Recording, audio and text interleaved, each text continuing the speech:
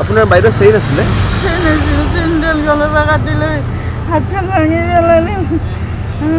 কেইজন ল'ৰা আছিলে দুজন আহি ইয়াৰ পৰা এইখিনিত ৰখি আছিল চাওক প্ৰথম কথা হৈছে মানুহৰ সুৰক্ষা নোহোৱা হৈছে এতিয়া 6টা বাজিছে দেই ৰাতিপুৱা 6টা বাজিছে আৰু এইগৰাকী মহিলাক দেখিছে প্ৰাতঃ ভ্ৰমণত ওলাইছিলে এখেতৰ ডিঙিৰ পৰা চেইন কাঢ়ি লৈ গৈছে বাইকতকৈ অহা দুজন যুৱকে আৰু হাতত চুৰি আছিলে বুলি তেখেতে কৈছে চুৰিখন গলত লগাই দি পেলাই চুৰিখন লগাই দিছে দি পেলাই হাতখনত চেইনডাল কাটি দি মোক পেলাই দি পেলাই চাওক মানুহজনী নিজে এতিয়া সন্ত্ৰাসত আছে আৰু তাৰ মাজত যদি এনেকৈ যদি ৰাতিপুৱা যদি কোনোবাই যদি মানে ভাবে যে মই মৰ্ণিং ৱাকত ওলাওঁ কিন্তু মৰ্ণিং ৱাকত ওলাবলৈও যদি আমাৰ মহানগৰীৰ এগৰাকী মহিলা যদি সুৰক্ষিত যদি নহয় তেতিয়াহ'লে মানে ব্যৰ্থ আৰক্ষী বুলি ক'ব লাগিব মহানগৰ আৰক্ষী ব্যৰ্থ চাওক পুৱাৰ ভাগত এগৰাকী মহিলা এনেদৰে প্ৰাতঃ ভ্ৰমণত ওলাইছিল আৰু তেখেতৰ এই অৱস্থা এতিয়া মানুহগৰাকী এতিয়াও চকত আছে ডিঙিত চুৰি লগাই দুজনকৈ বাইক আৰোহীয়ে এনেদৰে মহিলাগৰাকীৰ ডিঙিৰ পৰা চেইন কাঢ়ি লৈ গৈছে এতিয়া হাতখন ধৰি মহিলাগৰাকীয়ে কান্দি আছে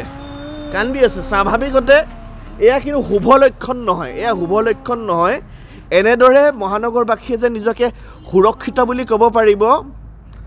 মোৰ মনটোৱে নকয় আপুনি বাইদেউ আপুনি ৰাতিপুৱা ওলাই আহিছিলে এইখিনি পাইছোঁ মই দেখা পাইছোঁ তাতে এইখিনিত ৰখি আছে গাড়ী পাই মই আৰু ভবা নাই মোক পেলাই দিছ ভাইটি মোক লোৱাচোন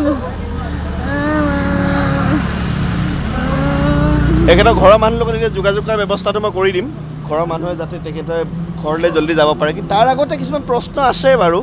যে এনেদৰে যদি এনেকুৱা অৱস্থা হয় তেতিয়াহ'লে মানুহৰ বিশ্বাস নথকা হ'ব মানুহৰ আৰক্ষীৰ ওপৰত মানুহৰ বিশ্বাস নথকা হ'ব এই ৰাতিপুৱা 6টা বজাত ভাবি চাওক 6টা বজাত যদি এনেকুৱা অৱস্থা হৈছে মহিলাগৰাকী এতিয়া কান্দি আছে ডিঙিৰ পৰা চেইন কাঢ়ি লৈ গৈছে দুজনকৈ বাইক আৰোহীয়ে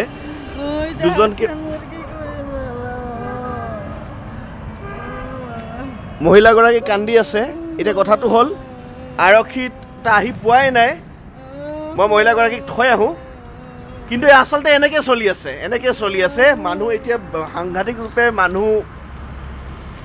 মানে নিজকে সুৰক্ষিত বুলি ক'ব নোৱাৰে এই চেইন স্নেচিঙৰ এই ঘটনা এয়া কোনো নতুন ঘটনা নহয় এই মহিলাগৰাকী ডাউন টাউনৰ আৰু তেখেতে ৰাতিপুৱা যদি প্ৰাতঃ ভ্ৰমণত ওলাওঁতে এনেকুৱা হয় তেতিয়াহ'লে ভাবি চাওক বহুত মানে ভয়ংকৰ কথা নিজৰ দায়িত্ব বুজি মই মহিলাগৰাকীক বৰ্তমান মই থৈ আহোঁ ঘৰলৈ থৈ আহোঁ বা ঘৰ লোকৰ লগত যোগাযোগ কৰাই দিওঁ